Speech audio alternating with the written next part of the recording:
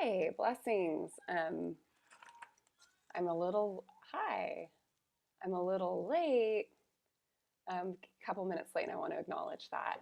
I'm letting some folks in. Hi, Alicia. Hey, Anna. Hey, Devaya. Hey, Candace. Hey, Lisa.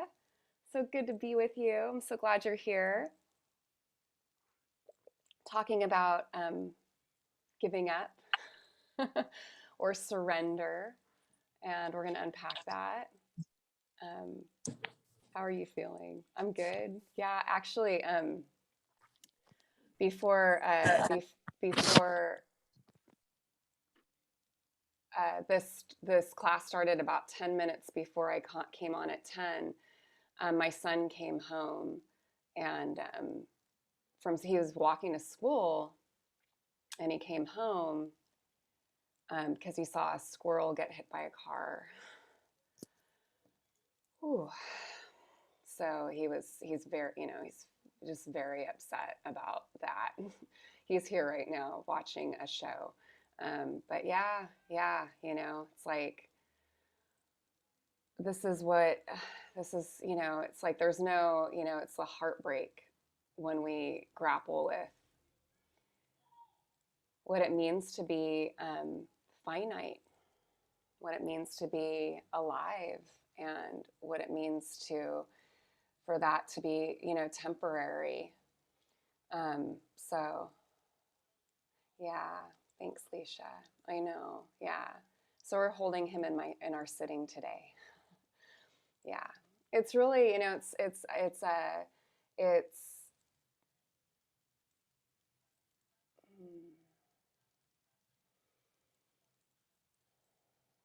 as a mother,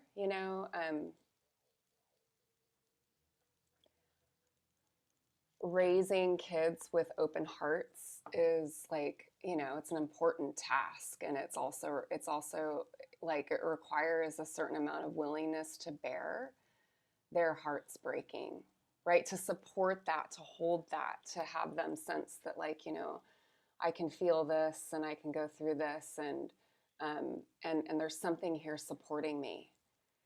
There's something here supporting me. This isn't wrong, but it's really hard, right? And like that's my practice of being a mother. And yeah, yeah. So thanks for letting me share about that. And it actually ties into what we're talking about today around surrender and around giving up. And when I say giving up, like I said in the email, I don't mean quitting. It's a very different thing. And if we think about to give up actually means to, like, it's like this, I like, for him, it's like, I can't I can't do this by myself. This is something beyond my control. And, his being sought refuge and support and a sort of safety and homecoming, to help him hold what is hard. And that's what today's talk is all about, is a sense of, like, feeling held, giving up. There's actually a way that it's like we're not just letting it go, like, I don't care about it. It's like, I'm going to give this up to something that can hold it. And so we're practicing remembering that holding, because the thing we forget is that holding is there. That's the thing, I think, that was like the number one point I wanted to share today, is like our basic predicament, our human predicament really is this forgetting that we're supported. It's this forgetting of it. It's not that we're not supported. It's that we just don't lean into it. We forget. We think we have to do it all ourselves. That we are at fault for everything that's not working in our lives. That if something goes wrong, then surely it must be something that we did, right? It's like that aspect of non-support is one that you might just check out for yourself. Like, when we neglect the interconnections of things, that no, things happen, right? For a number of different reasons. Some of them are part of your doing and some of them not. And so it's this interconnection and the remembering of interconnection that's so important as we lean into remembering support. Remembering support is a practice of faith, and it's a practice of trust. And faith and trust are both verbs, they're both practice. Yeah, leaning into it. Leaning into it. Yeah, yeah. And I don't think there's an end to this remembering. I really do think that as beings in this life, this mystery, so crazy, we are existing always in the messy middle. Always. We think we're not. We think that there's some place where, as Kabir said, that will make the soul less thirsty, and in that you will find nothing.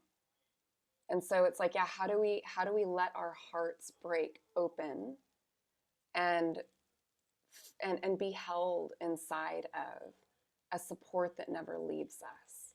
This is true homecoming. And the Buddha said, everything that we need to know can be found inside this fathom-long body. And so this support that I'm speaking of cannot be divorced from this fathom-long body.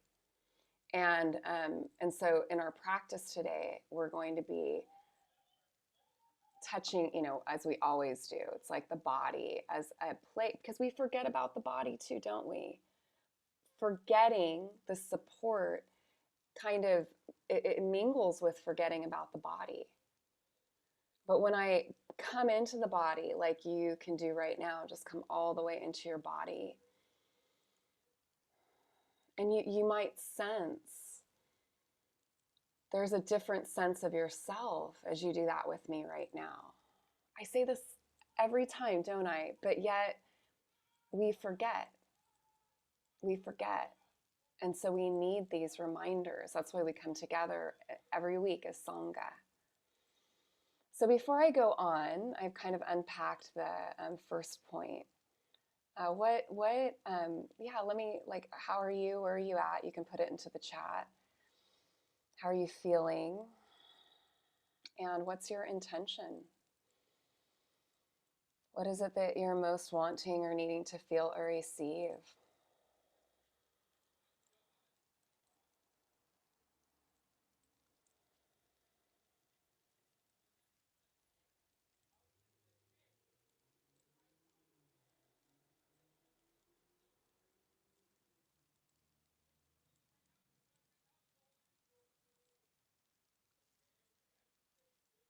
This is all in alignment with everything else going on. Yeah. Oh, good. Yeah. So I'm going to give you. So we talk often, especially in spiritual jargon, about being in the flow. I'm laughing because seriously, sometimes being in the flow is like you got to get your sword out. Sometimes being in the flow is like it sounds lovelier than it sometimes feels. And being in the flow means, it's a practice of opening the heart to whatever's happening. Meaning, like into this morning's example, 10 minutes before I'm going to give the Dharma talk, my son had already left and I hear him saying, "Mom," and I'm like, my first was like, what? He must have forgotten something, what's going on? And then he tells me he just saw a squirrel get hit by a car. And he just starts to bawl, which is really, I think it's such an honest response, isn't it? It's like honest, like that makes sense, to the unguarded heart, to see something like that and to bawl, to just, and that was what he needed to do. And if I had been, and that's for me, that was me being in the flow, right? I'm not going to talk to him about, I'm not going to short circuit his feelings by telling him, like trying to make it seem less than it was for him.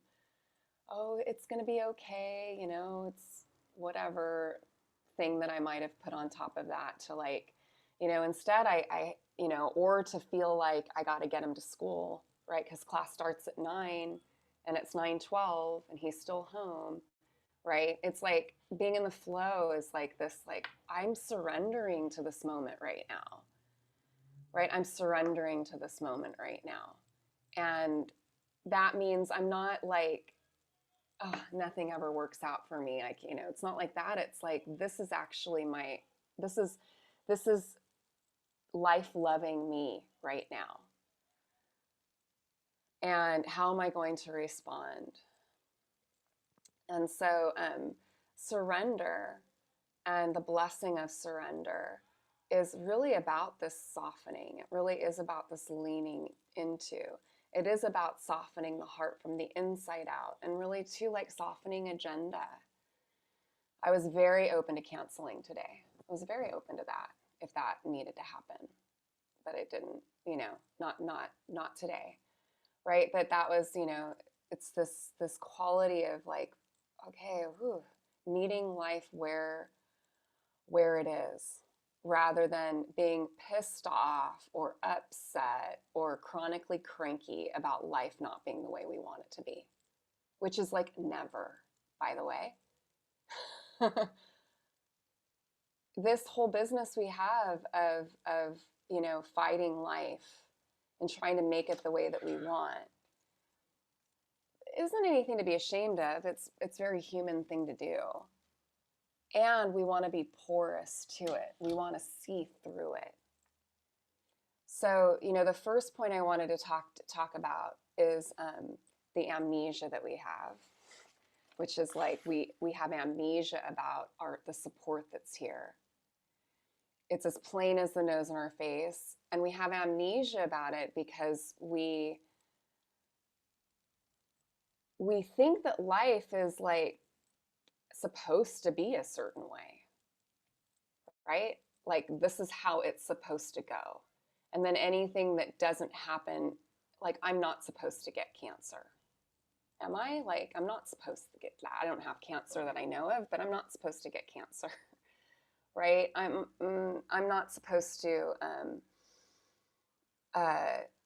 get depressed, or you know, my husband's not supposed to have a hard day, and you know, it's like all of these things that happen in life that we guard our hearts against. We resist it. We fight it because it's not pleasing to us.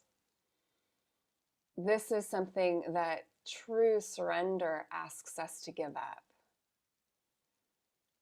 Number 2, life will never be the way you want it. Not perfectly. Not perfectly. Life is what it is. It's not designed to fit into our imagination about it. This visceral experience right now of us being together, you being in your body, you hearing these words, this is all we have. Like this is what we know we have right now. I really don't know what's going to happen in 5 minutes, and neither do you. And to live inside that imagined future, let me game it out, right? I'm going to game it all out so that it's like the way that I want it. It keeps me from being intimate with the support that's here now. Like, I don't know what's going to happen, but shit, I didn't like birth myself either. Like that support that I'm speaking of, that we're speaking of, was in charge of all of that.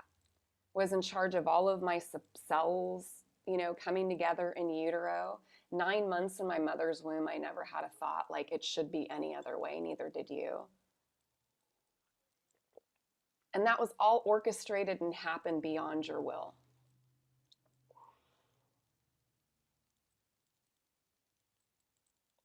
We can lean into that intelligence. We can lean into that, like a trust of this moment being as it is and our capacity to respond. with wisdom and compassion. This is what we take refuge in, and this is what we grow in confidence. It's not life working out the way I want it to. That having confidence in that, it's like that's a losing game.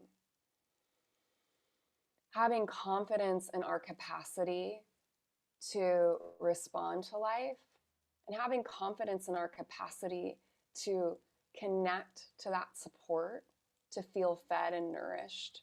This is possible with practice.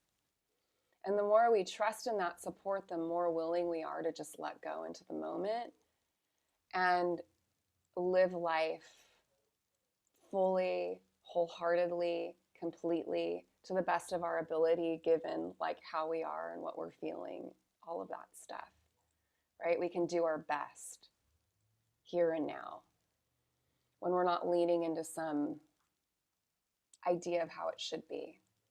And instead we're leaning into the supportive presence. Let me read into the chat. Yes, softening. I love the reminder that trust and faith are verbs. Good, yeah. Are long and more. Wait. Let me go back to the chat. Feeling good and that all, even the messy, is as it should be. My intention is to practice and not rush, even though my to-do lists, yeah. Peace and direction. Thanks, Lisa. I feel peaceful and I want to surrender some things and feel the support that's here. Yeah, I want to receive a sense of home. Yes. Good. And then the third point, right? Number 1 was amnesia. Number 2, trust and faith are verbs. And number 3 is embodied support. And what embodied support means, I'm not like totally thrilled with that, but it was the best I could come up with to describe what I mean here. Embodied support is this practice of coming back to the body and starting to sense the support that is here. It's starting to sense the support that is here. In the Catholic contemplative Catholicism, which I practice as well as mindfulness practice in the Buddhist tradition, we practice in centering prayer, which it's not like the same as what we do here, except when a sacred word is introduced, we use there's a sacred word that's used, or the breath can be used, but it's something to come home to, so it's an anchor. When we come back to the anchor, it's not just that we're coming back to presence. We're coming back to presence married to an awareness that there is a supportive presence that's listening. You call it what you want. It doesn't care. It's so beyond our comprehension, our understanding that, I don't think we can even possibly begin to understand it, but we can absolutely lean into that support through the body, and we're going to be working with that today. And I'm going to be introducing, as well as we meditate, this practice of coming back to refuge, coming back to the breath. And as we do that, we come back to a softening and an awareness that we are supported, because we have amnesia. So when we're practicing and bringing our attention back to this awareness of support, in my experience, it's like my heart comes home to itself. As Thomas Keating says, to that place I should never have left. Right? I'm going to actually bring that quote out because it's so good, and I'll remind you of it at some point.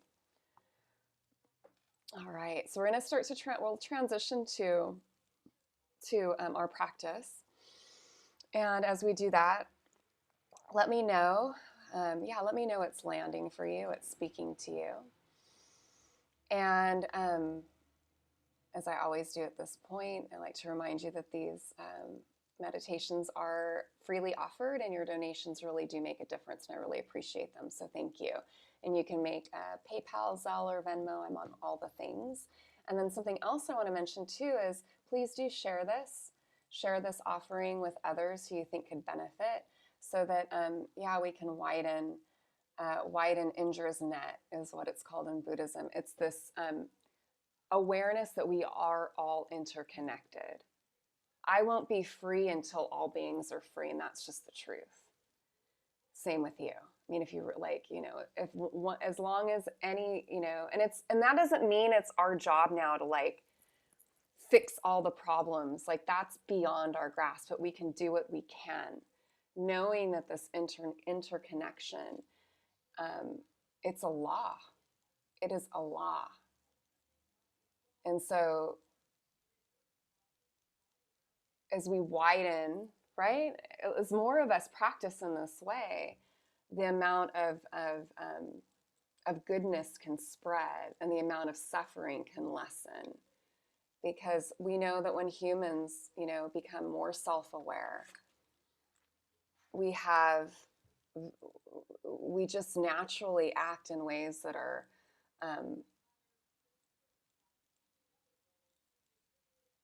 tied to goodness. This is like, studies in mindfulness have shown this. Okay. Yeah. Anyone want to mention what's landing if you haven't already?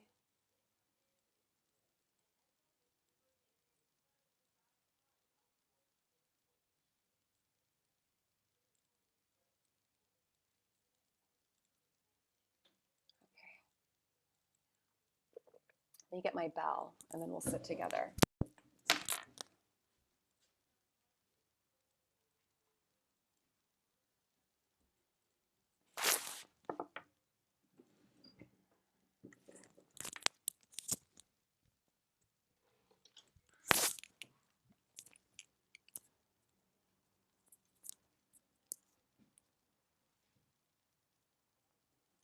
Yeah, heart comes home to itself.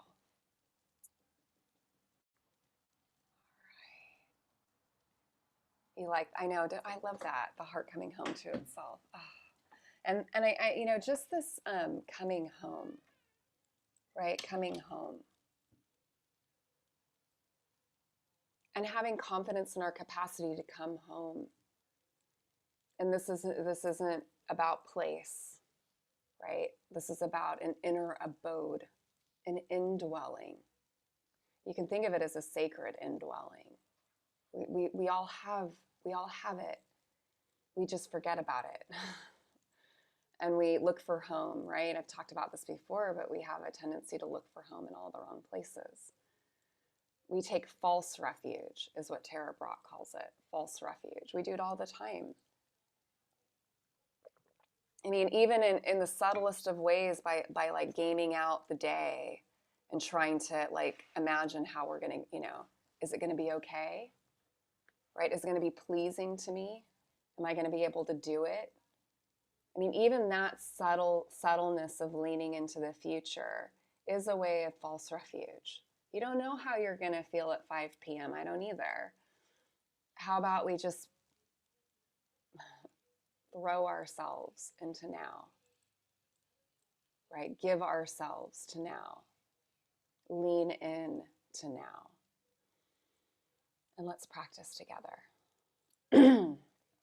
If you like, you can, change your posture.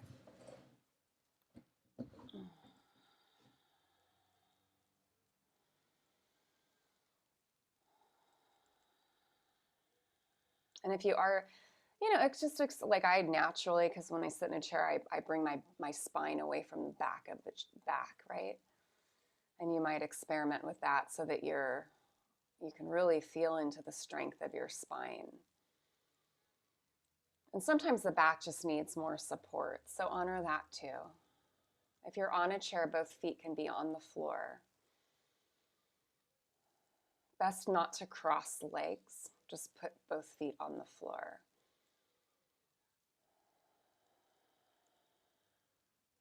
And your palms just rest comfortably. Breath is natural.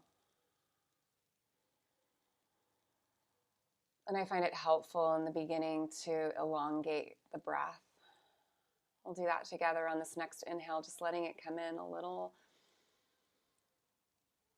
like a little deeper, just sensing a natural way for that to happen for you.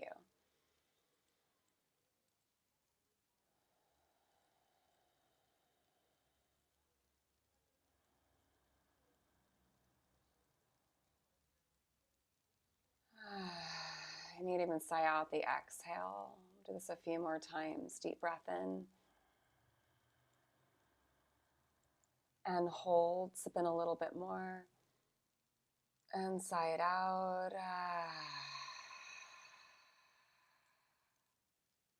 And again, deep breath in. Hold. Sip in more. And let it go. And one more like that. Hold, sip in more, and release. Feel yourself arrive. The talk is gone. Soften the insides of your hands. Scan your body. Notice any gripping. Gripping in the body is a way of trying to hold. You can even notice the way the hands kind of grip,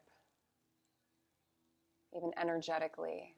So we can just soften. That's why I mentioned softening the hands.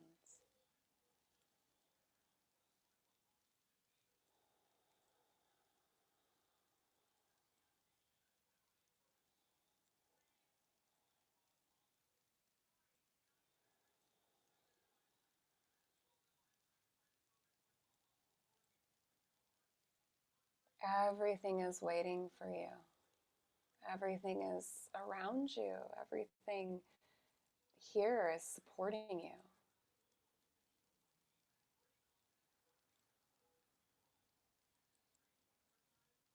David White, he said, your great mistake is to act the drama as if you were alone, as if life were a progressive and cunning crime with no witness to the tiny hidden transgressions. To feel abandoned is to deny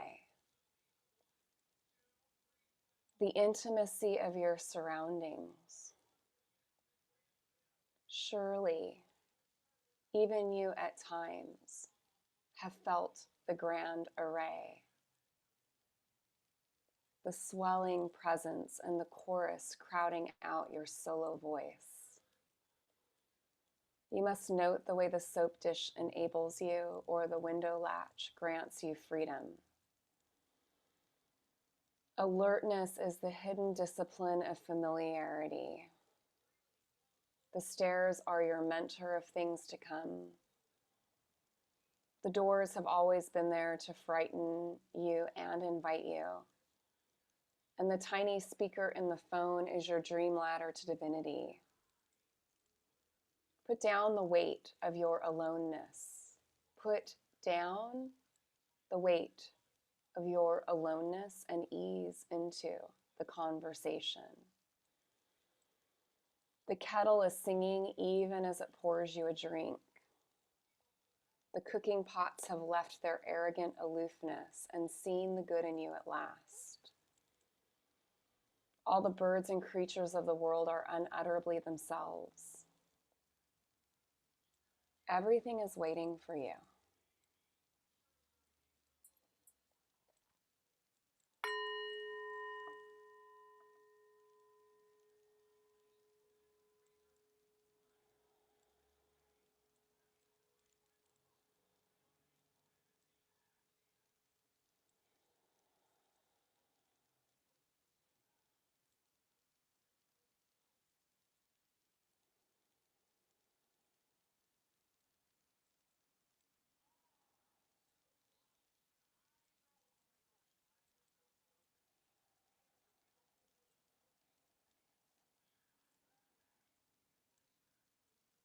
Leaning into the breath and sensing the way the breath supports you. There's an aliveness to the breath.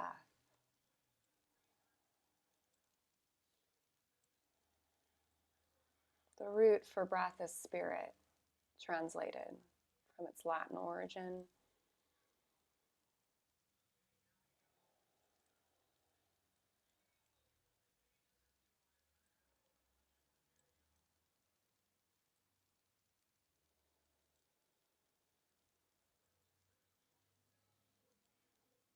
So shore up our attention towards this support. The breath isn't just coldly breathing you.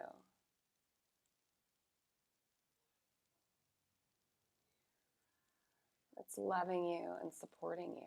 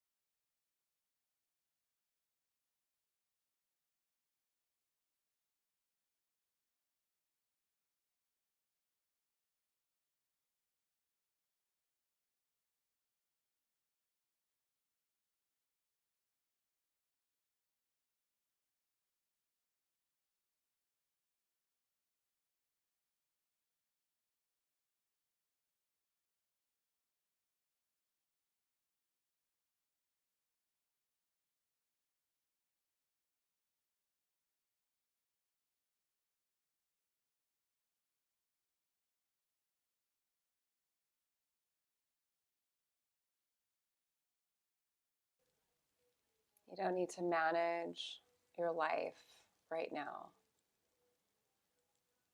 You don't need to sort your life, make it make sense, or come to any conclusions, grand or otherwise. Come back to wordless.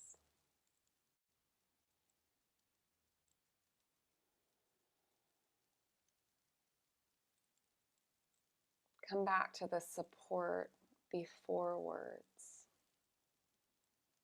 that feels like your breath.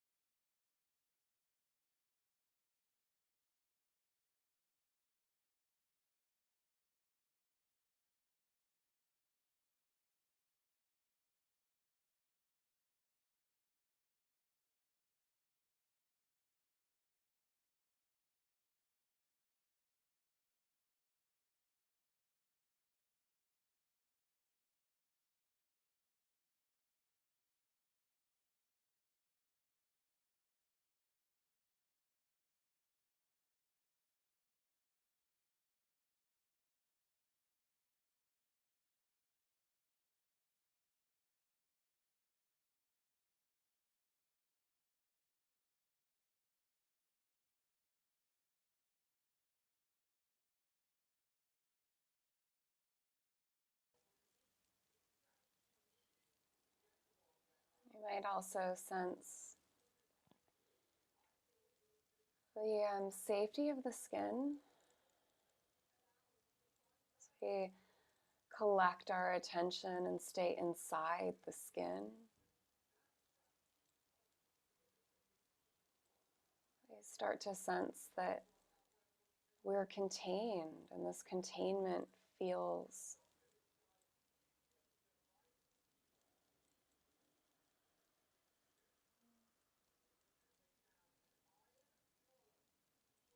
well. How does it feel for you?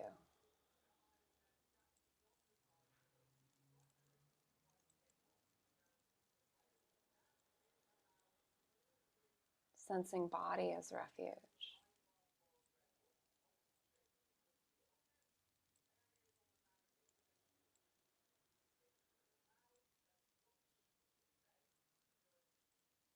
Like a resting place. You can scan and relax any tension. Come back to this softness.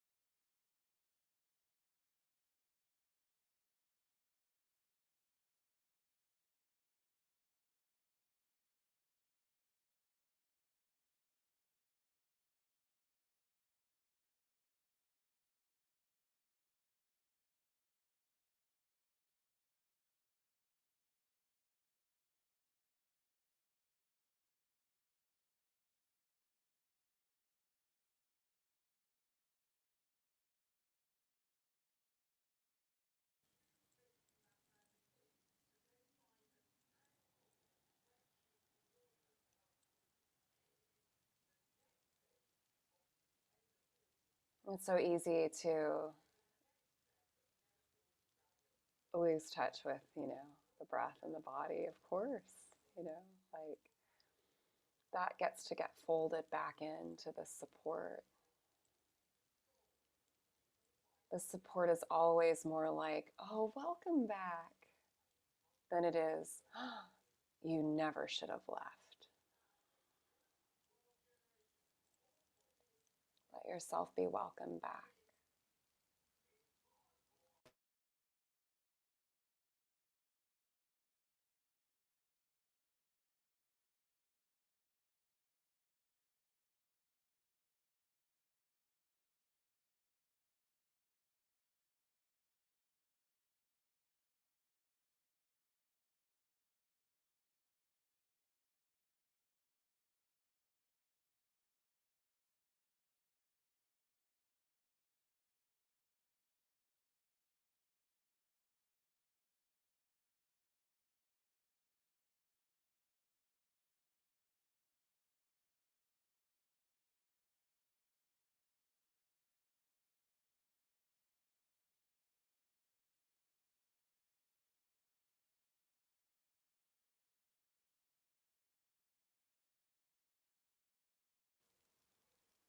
We really don't have to follow any thought through. Some thoughts are like, no, no, no, but seriously, this one is really important. Like, I know we're supposed to be leaning into the support of the breath and just coming back and abiding in the wordless world of experience. But seriously, we have to think about this. Sometimes the mind is like that. It's like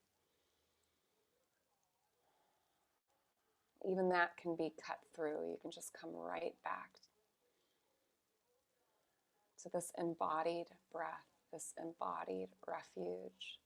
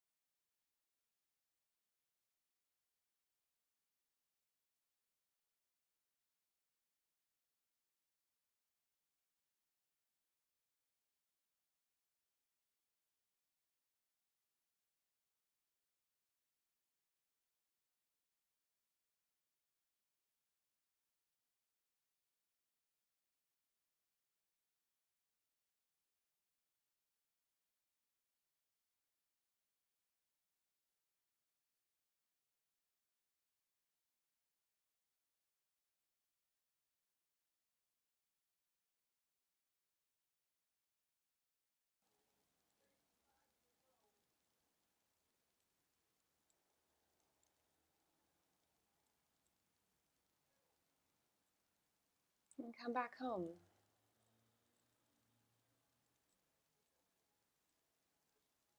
Right, just check with where the attention is, if it left the skin, got into the gaming out, the analyzing, the judging, or whatever it does. It's totally fine. Let that fold right back into the breath.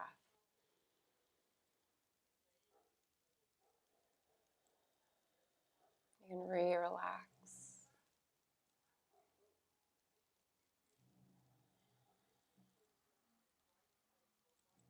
And let your body feel safe.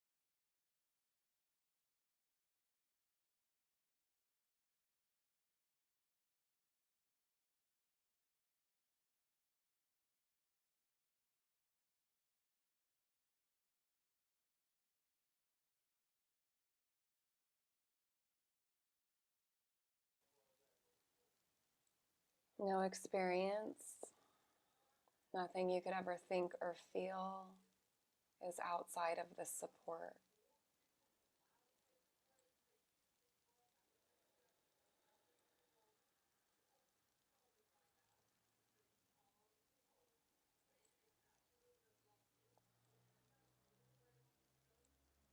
This is by Thomas Keating. Nothing is more practical than finding this support, the support of spirit, than falling in love in a quite absolute, final way. What you are in love with, what seizes your imagination, will affect everything. It will decide what will get you out of bed in the morning, what you do with your evenings, how you spend your weekends, what you read, whom you know, what breaks your heart, and what amazes you with joy and gratitude.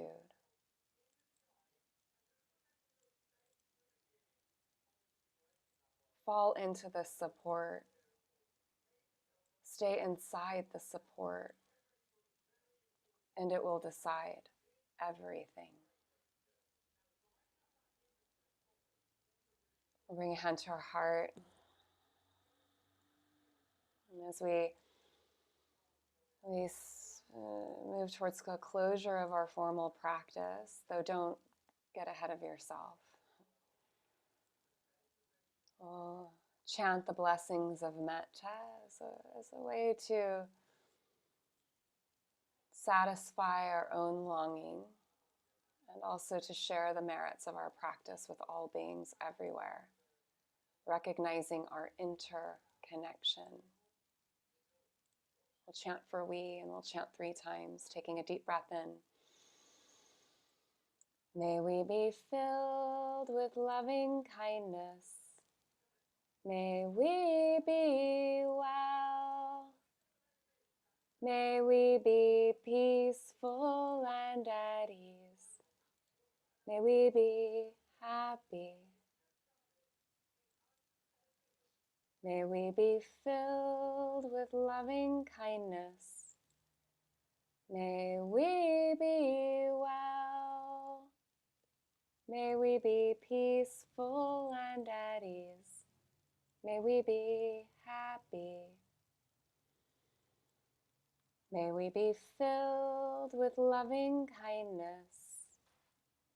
May we be well. May we be peaceful and at ease. May we be happy.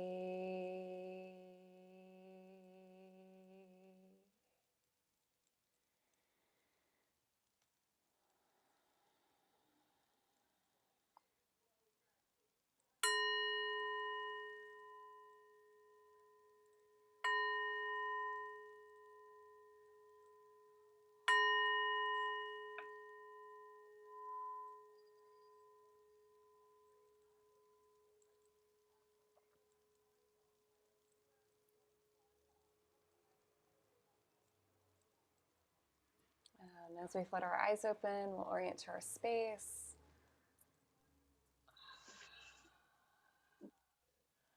Oh, thank you. Thank you for joining me today.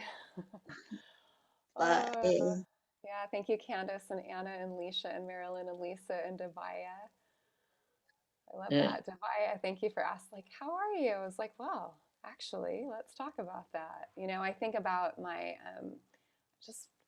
mom watches these recordings and stuff too sometimes. I'll share this with her too, but I just like, much love to you, Mom. Like she was my number one teacher in this capacity to, no matter what I used to go through. I mean, even though she had her stuff right and she was whatever, but she always had this capacity to like, I could, be with me in whatever I was going through, and I could tell her anything, and she'd always be this like holding space when she was, able, when she was around. And so, I get to share the fruits of that with my son. I mean, my practice is part of that, but I really think my primary teacher in the arena of opening the heart to to itself was my mom, and how she was present with me, when I would anything, lost my virginity and was bullied at school, and right, lost my grandfather, and through all these different things, she would she was like the one person I could talk to about it. And that's the kind of support. It was messy, and it was perfect in its own way. So may we abide and reside in the messy middle, and may we take refuge there, and remember, we're not alone ever. We are never alone. So it feels like that sometimes, but we can remember through our bodies this practice of support. Takeaways. There's like this serenade outside of all the dogs howling. It's so funny. It's like it's the suburban wilderness. Like the whole woo woo woo, like the wolf call. So Phoenix has to go out there and contribute. She's got to go out there and express herself. Takeaways from today's sit. I want to mention the inner asana is open for enrollment. So for those of you who are, you want to deepen your understanding of the yin yoga practice. It's for yoga teachers, but it's also for yogis who are just want to deepen their understanding of this the profound and subtle practice of yin yoga. I'm teaching an intensive in October. It's been over a year since I've done it. I'm super excited about it at Yogalution Movement, our in-town studio. So you can check out my website about that and register there. All right. Anyone want to share takeaways? Lisa, it's good to have you here. Yeah, I'll share. I totally related to this discussion today, and it was cool just to come back to presence. And I love being part of the Sangha family. Thanks, Candace. I'm so glad you're here. Mm-hmm. Yeah. So may we all remember this support. Remember, we have amnesia about it. Yeah. We have amnesia. So remember, it's actually our practice to come back to the support. We don't have to create it. It's just a trusting in the wordless experience of being. I love that I've been reminded that the support is always there and I'm not alone. Yes, may you remember that today.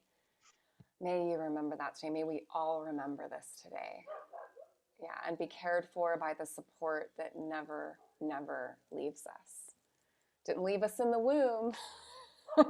It doesn't leave us now.